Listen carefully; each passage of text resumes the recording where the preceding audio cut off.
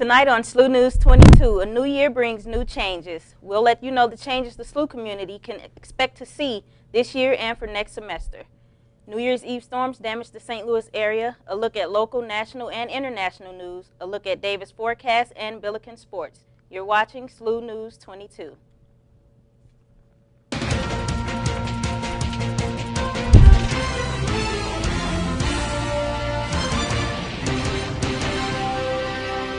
The beginning of the year marks the beginning of a new semester, and that means some new changes to the university as well. One of those changes involves a contract with Pepsi Beverages Company. Pepsi won the competitive bid process of the university beverage business on January 5th and was awarded a 10-year contract with the university. The complete transaction from Coke product to Pepsi product is expected to be completed tomorrow for the start of the semester. Some of the highlights of the Pepsi contract includes increased funding to university programs, enhanced marketing of Billiken Sports, and a diverse line of Mountain Dew and Gatorade. Another increase in SLU's tuition is scheduled to take place for the upcoming 2011-2012 school year. SLU's president, Father Lawrence Biondi, addressed the reasons for the tuition hike in his January presidential message. Some of the reasons he stated were that medical insurance for university employees have drastically increased, along with costs for utilities and maintenance. Undergraduate and Madrid campus tuitions will both increase by 4%. The law and medical schools tuition will both increase by 2%, and the graduate tuition will increase by 3.5%. Effective this fall, students will find that their merit-based scholarships have been rearranged. The $2,000 previously reserved for housing will be applied towards students' tuition. This means that students can earn their entire scholarship without living on campus. The change was made in response to the residency requirement that is currently in place for freshmen and sophomores. It is thought that the change will help the university keep up with the on-campus housing demand. Along with the new year, New Year's Eve brought tornadoes, storms, and hail to the St. Louis area. The National Weather Service reported 13 tornadoes. The strongest occurred in Sunset Hills, where an EF3 tornado did considerable damage. North St. Louis also experienced quite a bit of damage. An EF1 tornado reported there. 15 buildings were condemned and 12 families remain without a home. More than 10,000 Missourians lost power. Governor Jay Nixon declared a state of emergency. It is still undetermined if the state will receive federal help. It's been rather cold as everyone has been returning to campus, and there could be more wintry weather in the week ahead. David is in the Weather Center with a first look at our forecast. David, can we expect more cold weather?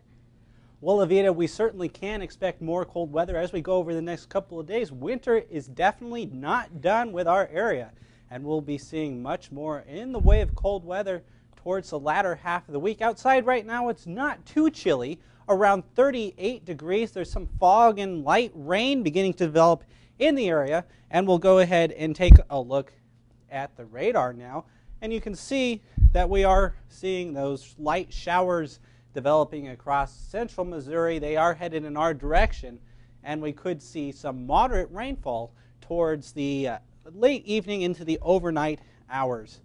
Looking at our satellite, we can see that the clouds have thickened up across the area, and temperatures are mainly in the upper 30s to lower 40s. Colder off to the north where they are seeing some freezing temperatures, but we're not expecting temperatures to fall too far for the overnight hours, only down to about 38 degrees. Later tonight, we will see falling temperatures during the day tomorrow, as well as a few possible snowflakes. And we are watching a potentially larger storm system for later in the week, and we'll get to that in just a little bit. Navita? Thanks, David. Almost 170 citizens performed a mock slave auction organized by Lindenwood University professor Angela Da Silva this past Saturday. The auction took place on the old steps of the old courthouse in downtown St. Louis, where the location of the Dred Scott decision took place. The event was intended to precede a Civil War event scheduled to take place at Jefferson Barracks on May 1st. The May event will be in honor of the 150th anniversary of the Civil War. This Saturday, Jerry Seinfeld will be at the Fox Theater in Grand Center at 7 o'clock p.m. Please go to www.fabulousfox.com for more details. SLU's own Dr. Tim Rice, professor of pediatrics and internal medicine, will be making his fourth trip to the Democratic Republic of the Congo this summer. The purpose of the trip is to help improve a health clinic that he helped build there. With the help of many church volunteers and nurses, along with the generous contributions of the university and the St. Louis community, the health clinic helps to serve the medical needs of orphans and the poor in the Congo. After the break, we'll be taking a look at national and international news. We'll be right back.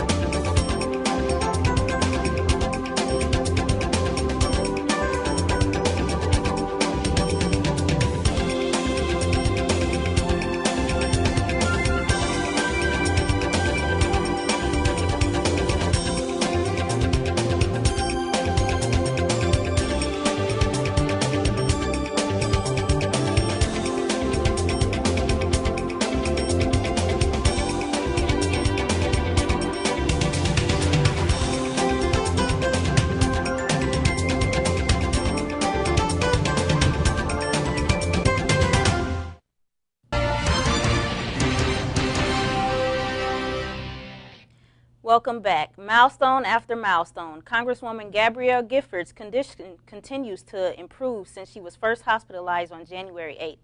Representative Giffords was struck in the head by a single bullet January 8th during a shooting rampage that killed 6 people, including a 9-year-old girl, and U.S. District Judge John M. Rowe, and injured 13 others, including the Congresswoman. Doctors report that Gifford is responding to her husband, Mark Kelly, by raising her fingers or arms when spoken to. The suspected gunman, Jared Loeffner, is said to have had help with the attack. An earthquake-ravaged Haiti continues to struggle to rebuild 1 year after the 7.0 magnitude earthquake crippled the city on January 12, 2010. Much of the city is still in rumbles and sicknesses are still on the rise. The cholera outbreak continues to slow down recovery efforts as aid workers combat the spreading sickness as well as work on rebuilding areas affected by last year's earthquake. Citizens spent the anniversary of the earthquake remembering the dead and thanking God for saving the lives that were not taken during the quake. After 23 years as the president of Tunisia, President Zine El Abidine Ben Ali was forced to flee the country on Friday. In an attempt to diminish unrest that has been simmering since the former president's ousting, Prime Minister Mohamed Ghannouchi announced the National Unity Government on Monday. This new government will give opposition forces a voice for the first time in decades. As part of a series of measures intended to loosen up the political system, Prime Minister Ghannouchi has said that all political prisoners will be freed and all the restrictions on the Tunisian League for the Defense of Human Rights will be lifted. The country is currently being run by interim President Faoud Mabaza, the former Speaker of the lower house of Parliament, until a new presidential election can take place. In technology news, the user-edited encyclopedic website Wikipedia celebrated its 10th anniversary on Saturday. Founded in January of 2001, the site is now made up of over 14 million articles in 260 languages. Since its content is contributed by the users of the site, Wikipedia's validity is often questioned and criticized in academic settings. Nevertheless, the Wikipedia still holds a spot as the 5th most popular website in the world.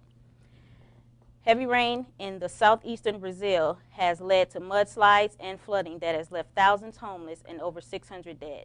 Thousands more remain trapped in their homes and the death toll is expected to rise. The flooding began last week. Brazilian officials have been criticized for a lack of disaster planning. We're going to take firm action to help the areas affected, said President Dilma Rousseff. The Golden Globe Awards were held on Sunday night. Hollywood's biggest stars convened at the Beverly Hilton Hotel in Beverly Hills, California, to honor the best television and film performances of 2010. The Social Network, the film based off the story of the creation of Facebook, won big at the awards, taking home Golden Globes for Best Screenplay for writer Aaron Sorkin, Best Director for David Fincher, and the top prize of the night, Best Drama. Still to come, Billiken Sports from the break. We'll also have a look at David's weather forecast. David, what's coming up in your forecast?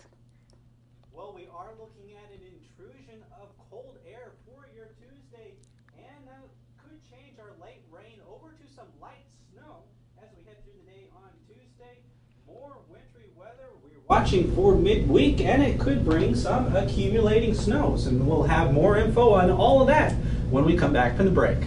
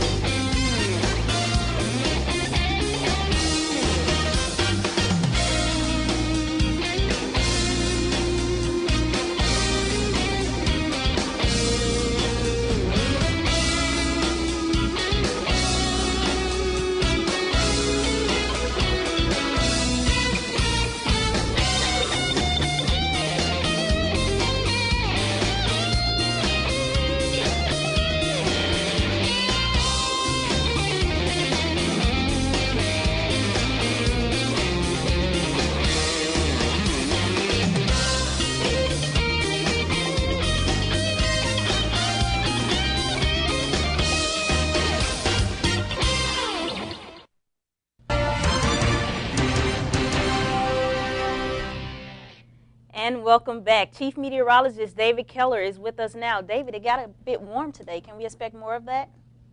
Well, it did feel pretty warm out there. It got up to around 40 degrees this afternoon. Unfortunately, I got to tell you, it's not going to be getting much warmer as we go through the next few days. We are going to have cooler weather coming in, but we did have a rather mild day today. Temperatures were above normal. It got up to 40 degrees here at SLU. 42 out at Lambert. That is above our normal high of 37 degrees. Now, if you're looking at that record and saying, wouldn't that feel nice? 72 degrees? That was set all the way back in 1894. So it's been well over 100 years since we've been that warm on this date, and we're certainly not going to be setting any records as we head through the next several days. The storm system is sitting over the Midwest, and that is bringing us those clouds we saw today. And this evening, some fog started to develop as the low-level moisture was increasing, and we'll continue to see that as more rain showers continue to develop as the storm system pushes on by. We'll see some light to maybe moderate rain through the overnight hours into tomorrow morning, but that should shift off by tomorrow afternoon. And behind it, look at this cold air up across the northern plains. It goes from the 40s and 30s down into teens and even 4 degrees below zero up there in North Dakota. And that cold air is going to be spilling on down to the south as we go into Tuesday afternoon and into Wednesday. As the storm system slides away with the rain showers, the cold air plows in for your Tuesday afternoon. And as that cold air filters in, we could see a few flurries during the afternoon as well. Now, for your Tuesday forecast, when you wake up, it'll be around 33 degrees, so temperatures will actually fall throughout the day. So this will be about our high temperature. Some flurries or light rain possible, 33 at noon with a northwest wind at 15 to 20 miles an hour, gusting up to around 25. That means a wind chill of 22 degrees. By 4 p.m., look, temperatures have dropped down below freezing, wind chill of 19 degrees with those gusty northwest winds. And by tomorrow evening, 26 degrees with a wind chill around 14 and those strong northwest winds. Now, here is your 7-day forecast. As I mentioned earlier, we are watching a storm system for midweek, And that's not a 30% chance. That's supposed to say 70. A 70% chance of some significant snowfall Wednesday night into Thursday. We're looking at least a few inches here in the St. Louis area. Temperatures will continue to cool off as we head through the end of the week with a high of 25 Thursday, down to 4 degrees above zero Thursday night into Friday. So it's going to be frigid in these parts. A high of 17 on Friday, and then back up to around 30 by the weekend and the beginning of next week. But we are definitely watching this storm system for Wednesday night into Thursday because it does have the potential to bring us several inches of snow here in St. Louis. Not looking forward to that. Hopefully we'll see spring soon. We'll be right back with the look at sports. Don't go away.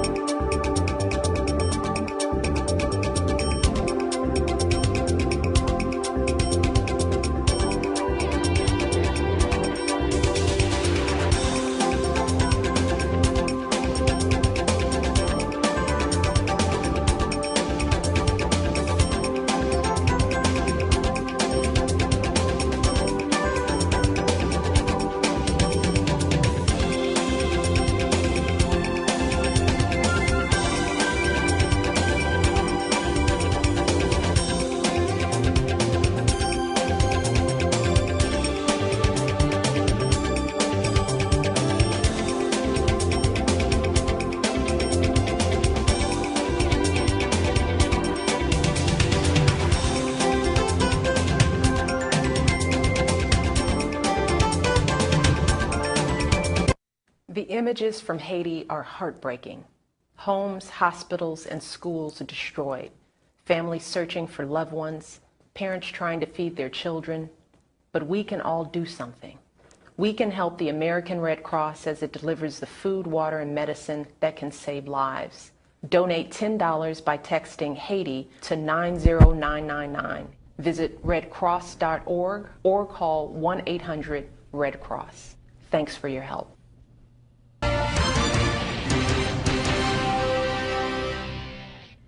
Your St. Louis University men's Billiken basketball team competed in 10 games over the break, including a 67-51 victory over St. Joseph's on Saturday. Their next match is an away game against Fordham tomorrow at 6:30 p.m., but they'll be back in Chaffetz Arena next week, January 26 at 8 p.m. against Rhode Island. The women's basketball team also played 10 games over the break, losing on the road 82-77 against LaSalle on Saturday. Both the men's and women's swimming and diving teams competed here at Simon Rec Center yesterday against South Dakota. The men's team won their meet 130-94, with women's team losing 103-122. Good luck to all the athletes in the upcoming semester. Well, here's some strange news for you tonight. Laura Bell, a woman in northern Michigan, has recently completed a replica of Leonardo da Vinci's The Last Supper out of laundry lint. The mural took her about 200 hours to create, not counting the almost 800 hours of laundry to get the lint. In order to achieve the proper shades of lint, Bell would buy specific towels and launder them separately. Ripley's Believe It or Not has approached her about displaying the 14-by-foot reconstruction in one of their museums. Another look at your forecast. Sounds like a lot of work there to put that out of laundry lint. Boy, that's some dedication. Maybe she's rich. Maybe she's rich and has a lot of time on her hands. Yeah, you have a little trouble with that today. So you have pretty high humidity. You wouldn't be able to work with that laundry lint. And there is rain moving into the area. So why don't we take a look at the radar just to give you an idea where that rain is. You can see it's developing off to the west of St. Louis. There are a few moderate to maybe heavy showers, especially out near Columbia a little while ago. So we'll see a few scattered showers and maybe some isolated heavier downpours through the overnight hours, but nothing real significant. Here's our 7-day forecast. You can see temperatures falling tonight into tomorrow. A high of 36 early tomorrow morning, falling down to about 30 by the afternoon and down to 17 tomorrow night. And then we're watching that storm system for Wednesday night into Thursday. A very good chance of accumulating snow across the St. Louis metropolitan area, several inches most likely, and then some frigid air for the end of the week. So it's definitely looking like winter in St. Louis. Not a happy forecast. Have some trouble getting back to your classes as we start school tomorrow. Yeah. Well, thank you for watching us and being patient with us. As you can see, we're using some new graphics this semester. But again, thank you for watching us on this first broadcast of 2011. Don't forget, you can follow us online at SLU-TV, SLU-TV.SLU.edu, or follow us on Twitter or Facebook. Good night, everyone.